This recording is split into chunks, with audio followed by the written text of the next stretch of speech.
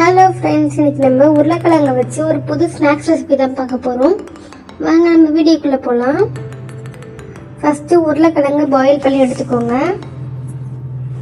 Boil பண்ண உருளைக்கிழங்கு அது மேலே இருக்க தோலெல்லாம் பீல் பண்ணி எடுத்துட்டு நல்லா ஸ்மாஷ் பண்ணிக்கோங்க.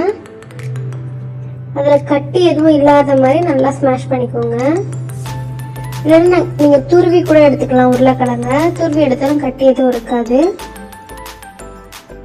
அது கூடவே கொஞ்சோண்டு கறி masala, coriander powder, chilli powder, உப்பு இதெல்லாம் போட்டுக்கோங்க. உங்களுக்கு வேறு ஏதாவது மசாலா வேணும்னாலும் ஆட் பண்ணிக்கோங்க. இப்போ இது கூட கேரட் சேர்த்துக்கிறோம். நல்லா துருவி சேருங்க கேரட்டை. கேரட் கூடவே பச்சை மிளகாய் நாங்கள் பொடியாக நறுக்கி சேர்த்துருக்கோம். நீங்கள் பச்சை மிளகாய் வேணும்னா கூட அவாய்ட் பண்ணிக்கலாம். இது கூடவே ஆனியன் பொடியாக நறுக்கி சேர்த்துக்கோங்க. இது எல்லாத்தையும் மிக்ஸ் பண்ணிக்கோங்க. நல்லா போட்டு பிசைஞ்சிக்கோங்க. எல்லாம் ஒன்றோட ஒன்று சேரணும். இப்போ ஒரு பவுலில் மைதா மாவு, அரிசி மாவு, உப்பு, தண்ணி ஊற்றி மிக்ஸ் பண்ணிக்கோங்க. ரொம்ப தண்ணியாக இருக்கக்கூடாது, ரொம்ப கெட்டியாக இருக்கக்கூடாது.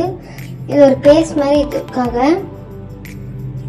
இப்போ பிரெட் எடுத்துருக்கோம். பிரெட் மேலே நம்ம செஞ்சு வச்சோம்ல உருளைக்கிழங்கு மிக்சர், அதை தடவிக்கோங்க. அது நல்லா ஒரு பக்கம் மட்டும் தடவிட்டு கட் பண்ணி எடுத்துக்கிட்டு பிரெட் கிரம்ஸ் இருக்குல்ல அது வந்து கோட் பண்ணிக்கலாம். இந்த மைதா மாவு வந்து கோட் பண்ணிவிட்டு அதுக்கு மேலே பிரெட் கிரம்ஸ் போட்டுக்கோங்க. அப்போ தான் நல்லா ஒட்டும். இப்போ இது ஆயிலில் போட்டு ஃப்ரை பண்ணலாம். நல்லா ரெண்டு பக்கமும் திருப்பி விட்டு ஃப்ரை பண்ணுங்கள். நல்லா மொறு ரொம்ப டேஸ்ட்டாக இருக்கும். இது ஒரு வாட்டி ட்ரை பண்ணி பாருங்கள்.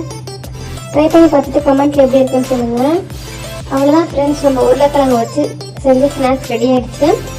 இந்த வீடியோ உங்களுக்கு பிடிச்சதா லைக் பண்ணுங்கள், கமெண்ட் பண்ணுங்கள், ஷேர் பண்ணுங்கள். எங்கள் சேனலுக்கு சப்ஸ்கிரைப் பண்ணுங்கள். தேங்க்யூ.